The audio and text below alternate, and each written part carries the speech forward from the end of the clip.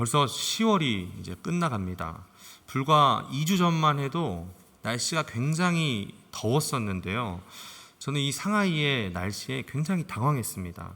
그래서 부랴부랴 이 길고 두꺼운 옷을 막 꺼내서 입었고요. 집에서는 온열 장비들을 이렇게 하나둘씩 꺼내서 준비는 했는데요. 다가오는 감기는 막을 수가 없었습니다. 여러분들도 감기 조심하시기 바랍니다.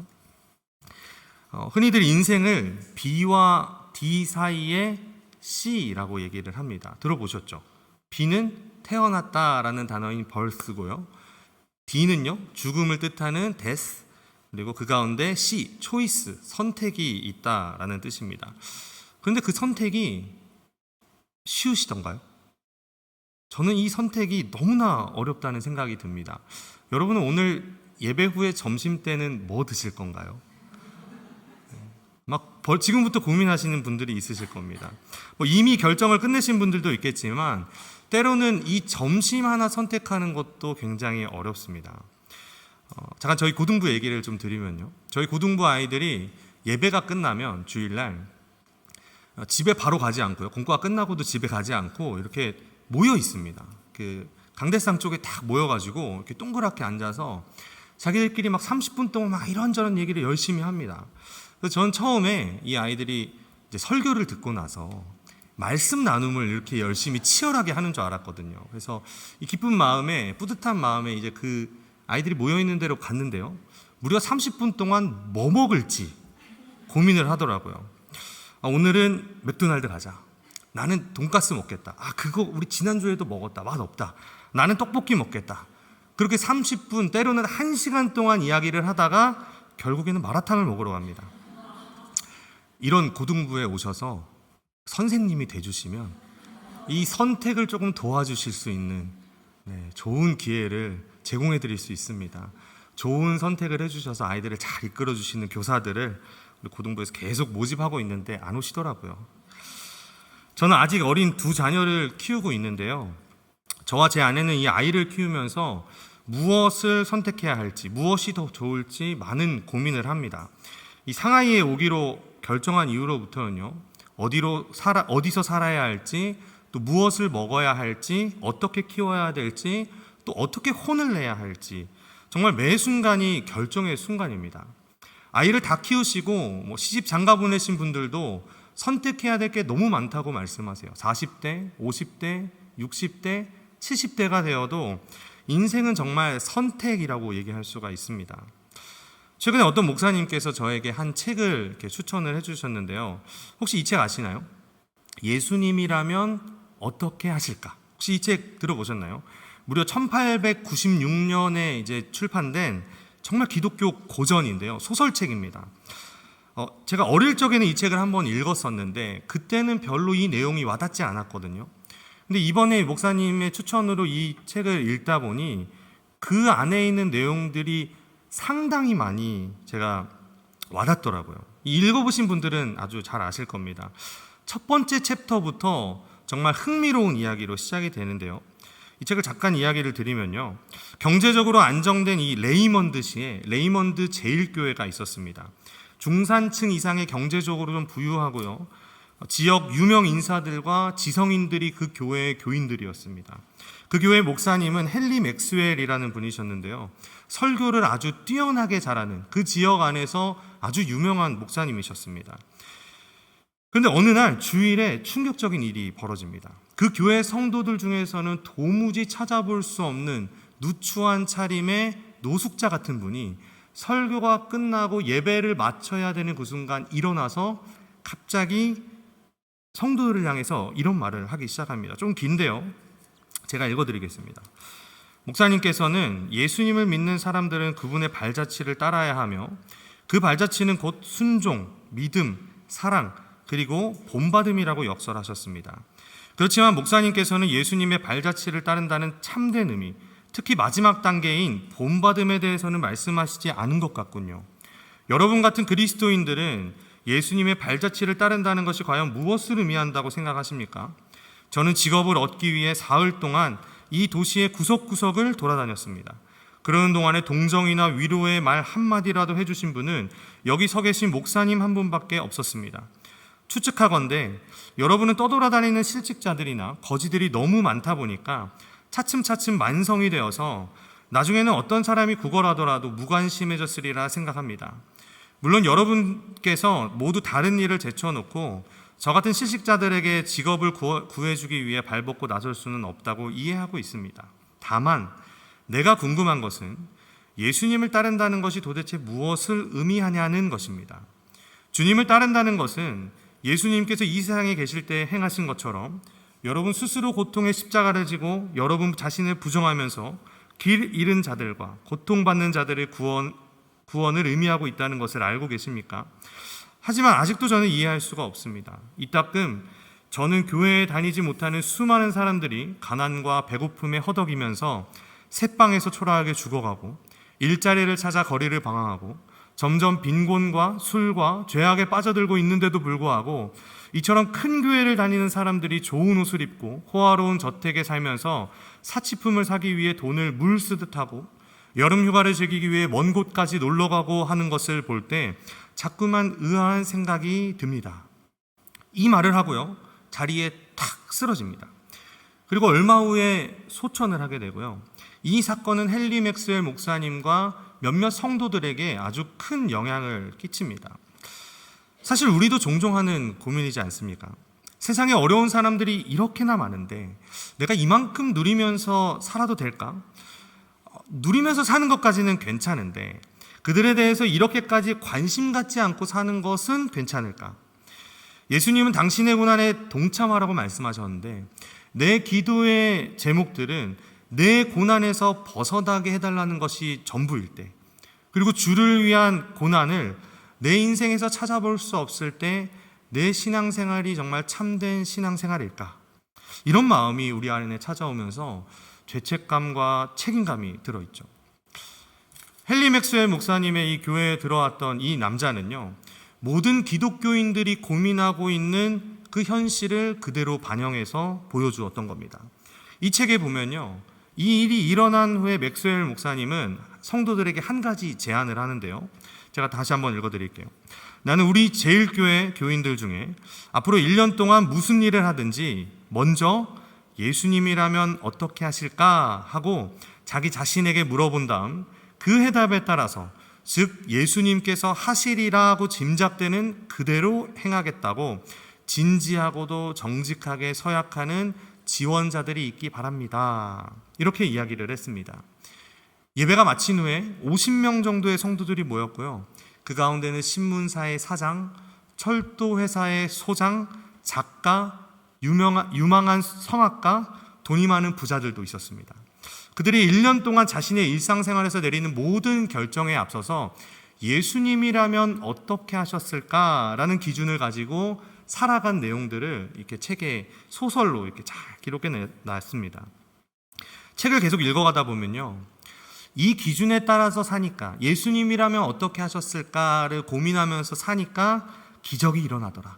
처음에는 좀 힘들었지만 결국에는 더 큰 성공을 얻었더라. 이런 내용으로 책이 진행되지 않습니다.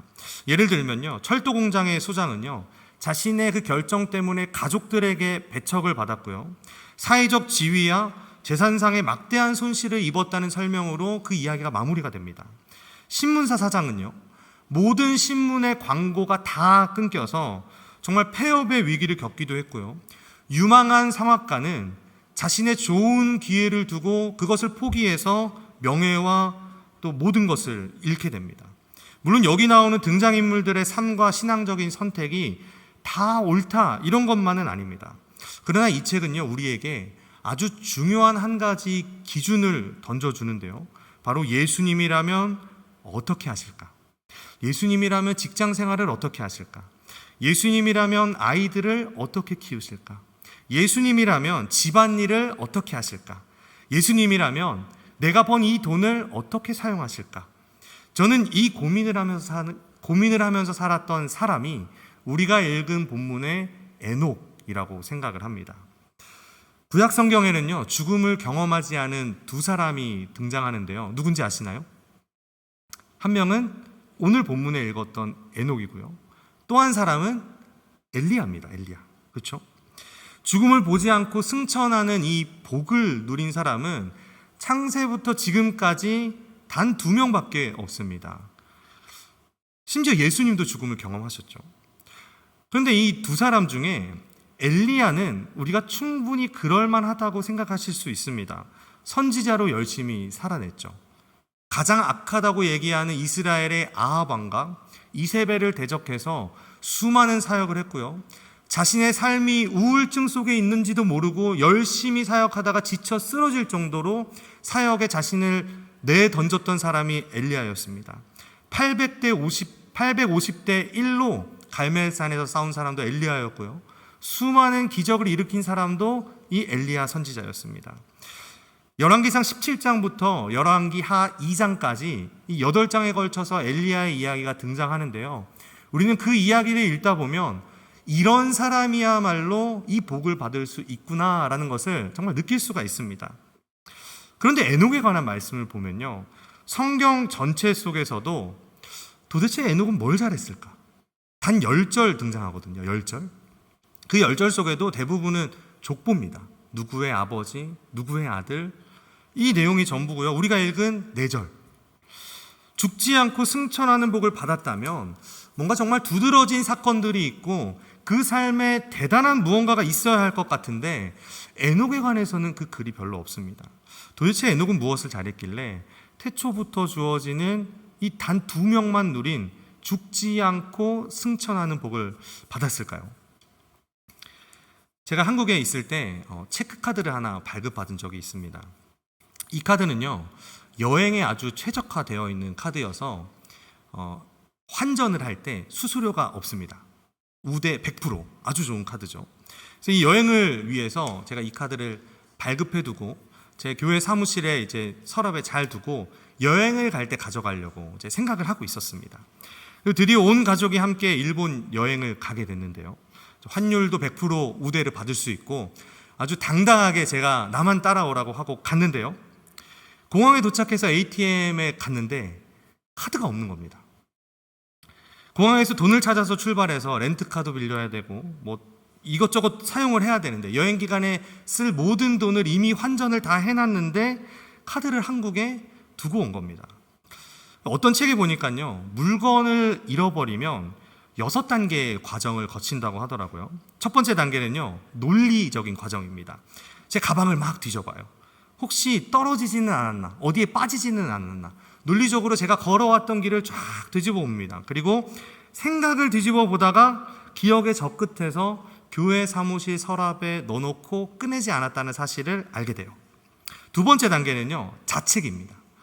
카드를 두고 온 제가 바보같이 느껴져요. 그래서 저도 몇 번이나 제 머리를 쥐어 박았거든요. 세 번째 단계는 짜증입니다. 머리를 쥐어 박다 보니까 짜증이 올라와요. 이 카드를 두고 온 제가 바보 같은데 이 바보같이 느껴지는 마음에 아내의 눈치가 보입니다. 화가 나지만 제가 잘못한 거라서 누구한테 화도 낼 수 없고 괜히 기다리면서 짜증내는 아이들에게 좀 가만히 있으라고 짜증을 내죠. 네 번째 단계는요, 절박함입니다. 그때부터 인터넷으로 열심히 찾아봐요. 카드를 두고 왔을 때 ATM에서 현금을 찾는 법, 막 이렇게 열심히 찾아봅니다. 그리고 검색을 막 하고요. 이 여행을 망칠 수는 없으니까 정말 어렵게 온 기회니까 절박한 마음의 방법을 찾습니다. 그리고 다섯 번째 단계는요, 최후의 몸부림입니다. 이제 다시 한번 호흡을 가다듬고 이제 여기서 기도를 하는 거죠. 하나님, 이번 여행 잘하게 해주세요. 기도와 함께 마지막 단계로 넘어가는데요, 6번째 단계는 바로 절망입니다. 이번 여행은 망했어. 일본 가는 비행기에서 저희 가족은 웃고 떠들고 아주 즐거운 기대와 함께 일본에 도착했는데요, ATM기 그 앞에서 모든 것이 싹 사라지고 원망스러워졌습니다. 괜히 여기 와가지고 아내한테도 혼나고 애들한테도 화내고 또 안 가져온 건 저니까 또 막 뭐라고 할 수는 없고 막 설명할 수 없는 수많은 감정들이 막 제 안에서 막 폭발을 합니다. T.C. 워렌이라는 이 목사님은요, 우리가 일상에서 겪는 수많은 이 감정의 폭발을 이렇게 설명합니다. 잘 들어보세요. 분노, 불평, 자책, 저주, 의심, 절망 안에서 겨우 몇 분이지만 내가 얼마나 통제력을 쥐려 하는지, 실제로는 나의 통제력이 얼마나 보잘것없는지 엿보았다. 그리고 통제력의 부재 속에서 꼼짝없이 스트레스에 사로잡힌 숨기고 싶은 내 안의 모습들이 잠시 드러났다. 지난 고등부 단기 선교 때 저희가 월요일 날 오전 9시에 교회에 집합을 했습니다. 그리고 출발을 해서 숙소에 들어갔던 시간이 저녁 7시였거든요. 호텔에 도착해서 짐을 풀고 나니까 아무것도 먹지 못한 채로 기내식 하나 먹고 먹지 못한 채로 저녁 7시가 될 때 동안 계속 이동만 한 겁니다. 비행기 타고 버스 타고 걸어가서 이제 숙소에 도착을 했습니다. 꽤나 고생을 했어요. 그런데 어느 누구도 이에 대해서 불평하지 않더라고요. 왜냐하면 단기 선교를 준비할 때는요, 기도를 열심히 준비하고 오랫동안 준비해서 그런지 어떤 작은 문제가 생겨도 모두가 다 이해하고 넘어갑니다. 화장실이 좀 불편해도 넘어가고요, 잠자리가 좀 불편해도 감수를 합니다. 또 중간중간에 어렵고 좀 짜증나고 불편한 일이 생겨도 선교를 방해하는 사탄의 전략이다 라고 생각을 하면서 다 같이 기도를 하죠. 그 상황에서 짜증내고 화를 내는 것은 하나님의 뜻이 아니다라는 사실을 너무 잘 알아요. 그런데 우리가 평소에 겪는 이 문제들에 있어서는요, 어떻게 된 일인지 쉽게 화가 나고 쉽게 짜증이 납니다. 가정생활에서 우리가 배우자랑 다투는 일을 한번 생각을 해보시죠. 대부분 심각한 이유 때문에 싸우지 않습니다. 부정을 저질러서 그런 것도 아니고요, 용서받지 못할 일을 한 것도 아닙니다.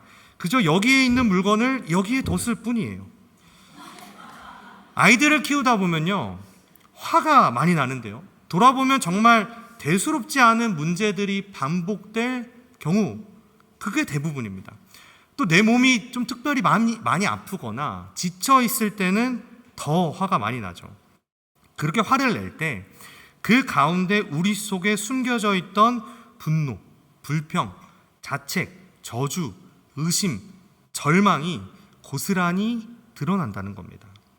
우리는 이런 경우에 대부분 상황을 탓하고요, 상대방을 탓합니다. 어쩔 수 없는 상황이었어.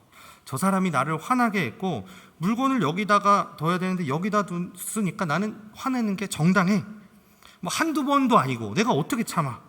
맞습니다. 다 맞는 말이에요. 그런데 분명한 사실은요, 그 상황과 사람을 통해서 내 안에 원래 있는 그 모습이 밝히 드러난 것이라는 것이죠. 도대체 왜 그럴까요? 예수를 믿고 성령을 내 마음속에 모시고 살아가는 내가, 내 감정, 내 마음 하나 통제하지 못해서 내가 사랑하는 사람들에게 분노를 쏟아내고 불평하고 절망하고 자책 속에 빠질까요? 그 이유는요, 우리가 가진 신앙은 너무나 큰 반면에 우리는 아주 작기 때문입니다. 이게 무슨 말이냐면요, 제가 종이컵을 하나 가져왔는데요, 우리가 이 종이컵이라고 한번 생각을 해보시면 좋겠습니다. 우리가 이 종이컵입니다. 이 안에다가 일상에서 겪는 수많은 일들, 이 다양한 어려움들이 이 물컵 안에 이렇게 담겨 들어갑니다. 슬퍼하고 좌절하고 다투고 분노하고 절망하게 하는 사건들이 계속 이어지면 이 종이컵에 물이 조금씩 차겠죠. 이게 쭉 찹니다. 그러면 이 안에 신앙이 들어와서 이 감정들을 다스려줘야 하는데 이 작은 일상에 들어오는 순간, 신앙이 들어오는 순간 더 이상 받아내지 못하고 흘러 넘쳐버린다는 것이죠. 터져버린다는 겁니다. 신앙이 깊고 성숙하다는 뜻에서 크다는 것이 아니라 너무나도 작은 내 현실 속에 들어올 수 없는 그 신앙이 크다라는 의미입니다. 그리스도의 고난에 동참하는 것, 하나님 나라를 확장하는 것, 복음의 증인으로 살아내는 것, 이런 것들은요, 우리가 가지고 있는 너무나 귀하고 중요한 신앙입니다. 그런데 문제는 그 크기가 너무 커서 작은 우리의 일상에 들어올 수 없다라는 것이에요. 하나님의 나라를 확장하고 싶은 내 신앙이 내 배우자와의 사소한 말다툼, 내 직장 동료와의 다툼에는 아무런 영향을 끼치지 못합니다. 복음의 증인으로 살아내고 싶고 내 신앙이 하루 세끼 밥을 하고 청소를 하고 집안일을 해야만 하는 이 반복된 가사 노동 속에서 오는 불편함과 수많은 감정들을 해결해 주지는 못합니다. 그리스도의 고난에 동참하고 싶고 그리스도의 고난에 함께 참여해서 그 고난을 받아내야 한다는 그 귀한 신앙이 나에게 있는 물질을 어떻게 주를 위해 사용하는지 가르쳐주지 않는다는 것이죠. 그러고 보면요, 우리는 하나님을 사랑하라, 이웃을 사랑하라, 내 이웃을 내 몸처럼 사랑하라는 이 주님의 말씀을 1년에 단 한 번 선교지에 가서 잘 지켜질지는 몰라도요, 우리 내면에서는 아마 거부하고 있었을지도 모릅니다. 어떤 수도원 벽에 가면요, 이런 글이 적혀져 있다고 합니다. 모든 사람이 혁명을 원한다. 아무도 설거지를 원하지 않는다. 우리는 우리 일상에서 매일같이 반복해야 하는 이 일들을 중요하게 여기지 않죠.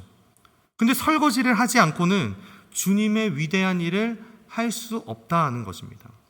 우리는 특별한 날을 준비하면서 살지만 우리 인생에는 특별한 날, 특별한 일보다는요, 평범한 날, 평범한 일상들이 훨씬 더 많습니다. 혹시 우리에게는 다른 사람들에게만 보이는 그 거대한 신앙만 있지 작고 보이지 않는 일상을 살아내는 신앙이 없는 것은 아닐까요? 에녹은 왜 죽지 않고 승천하는 복을 받았을까요? 성경에 보면요, 명확한 답은 없습니다. 성경은 그저 하나님과 동행하며 300년을 살았고요, 자녀를 낳았다, 이렇게 기록을 하고 있습니다. 그런데 한 목사님이 에녹과 함께한 동행이라는 책에서 이렇게 말씀을 하셨어요. 제가 읽어드릴게요. 하나님과 함께 사는 사람에게 있어서 우연한 일이란 없다. 안식일만이 아니라 한 주일 동안 생기는 모든 일들 속에 하나님의 뜻이 들어있다. 그러니 우연이란 없는 것이다. 우연인 것처럼 보이는 일 속에도 하나님의 깊은 뜻이 담겨있기 때문에 나에게 생긴 모든 일들을 통해서 하나님이 나에게 무엇을 말씀하려는지 생각할 수 있어야 한다. 우리는 내가 좋아하는 방식으로 하나님을 만나기를 원합니다. 단기 선교 가운데, 부흥회 가운데, 주일 예배와 봉사 가운데, 제자 훈련 가운데, 기도 모임 가운데, 내 개인적인 성경 읽기와 개인 기도 시간에 주님을 만나고 싶어 합니다. 그런데 주님은 그 시간 외에 더 많은 시간을 우리와 함께 보내고 계십니다. 빨래하고, 밥을 하고, 직장에서 하나님과 전혀 관련 없어 보이는 일들을 하고, 운전을 하고, 마트에서 물건을 사고, 학교 학부형들이랑 함께 모여서 이야기를 하는, 대화를 하고 아이들을 먹이고 입히고 키우는 시간이 내가 주님과 만나기 원하는 시간보다 훨씬 많습니다. 우리는 자꾸만 신앙적인 영역과 이 세속적인 영역을 분리하려고만 합니다. 그래서 때로는 배우자들에게, 그리고 우리 자녀들에게 왜 엄마 아빠는 교회와 집에서 완전히 다른 사람이냐는 핀잔을 듣죠. 그리고 그 말을 듣고 굉장한 죄책감에 빠집니다. 근데 우리 주님께서는 우리의 반복된 일상 속에서 우리에게 죄책감을 느끼라고 이 일상을 허락하신 것이 아닙니다. 그분은 매 순간 우리 일상에 그 작은 틈새에 깊이 찾아오셔서 나의 실패 한가운데에서 주님을 보게 하시는 분입니다. 그리고 나를 보게 하세요. 바로 그 순간들이야말로 성숙과 성화를 위한 아주 중요한 기회가 됩니다. 생각을 해보십시오. 우리가 지금까지 이렇게 성장할 수 있었던 건요, 어떤 특별한 음식을 먹었기 때문은 아닙니다. 아주 분위기가 좋고 비싸고 아주 좋은 식당에 가서 파인 다이닝에 가서 1년에 한 번 기억에 남을 정도로 좋은 장소에서 먹은 그 비싼 음식이 우리를 자라게 하지 않습니다. 기억도 나지 않는 평범한 저녁 식사, 매일 반복되는, 매일 먹는 계란 후라이, 멸치볶음, 김, 가루, 이런 것들이 우리 가정을 자라나게 하고 평범한 하루를 살아가게 합니다. 이것을 제일 잘한 사람이 에녹이고요. 저는 에녹이 자신이 주어진 이 삶의 시간 동안 하나님 앞에 부끄럽지 않게 살았다고 생각을 합니다. 하다못해 손톱을 자르고 세수를 하고 머리를 감고 신발을 신고 평범한 식사를 하는 그 순간들을 통해서 죽지 않고 승천하는 복을 받을 만큼 하나님 앞에 진실한 일상, 진실된 하루를 살아냈다고 저는 믿습니다. 여기서 사람들은 두 가지 길을 선택을 합니다. 한 가지는요, 나를 밀어붙이는 거예요. 나는 말과 행동이 달랐다. 내가 잘못했고 앞으로는 가정과 직장에서 내 신앙과 삶이 일치하도록 노력하겠다. 용기는 가상하죠. 그런데 아주 중요한 말이 있습니다. 작심삼일. 그렇죠. 아무리 큰 노력, 다짐을 해도 3일 후에는 다 사라져요. 왜냐하면 우리에게는요, 그럴 만한 능력이 없기 때문입니다. 두 번째 길은요, 인정하는 겁니다. 나는 이런 인간이구나. 나는 이것밖에 되지 않는구나. 잘난 거 하나 없고 내가 믿는 것을 살아낼 능력이 없는 사람이구나. 그러면서 어떻게 되냐면요, 내 삶에 은혜가 필요하다는 사실을 인정하게 됩니다. 평범한 내 일상생활을 통해서 내가 은혜가 필요한 사람임이 드러나면 그거로 충분합니다. 건강한 자에게는 의사가 필요하지 않습니다.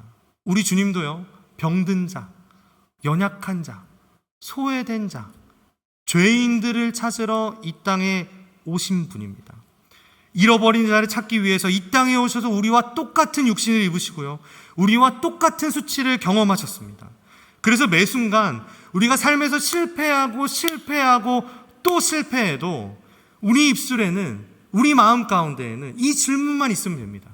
우리 주님이면, 예수님이라면 어떻게 하셨을까? 예수님이라면 어떻게 하셨을까? 내가 아니라, 이렇게 실패하는 내가 아니라 우리 주님이면 이 자리에서 어떻게 하셨을까? 저는 에녹이 이런 비슷한 질문을 했을 거라고 생각합니다. 하나님이라면 어떻게 하셨을까? 평범한 저녁 식사를 할 때도, 양을 치다가 목이 말라서 우물에서 물을 길어 마실 때도, 너무 더워서 잠시 나무 그늘 밑에 앉아 쉴 때도 에녹은 하나님의 기쁨을 찾았을 것 같습니다. 이 질문, 하나님께서는 무엇을 기뻐하실까?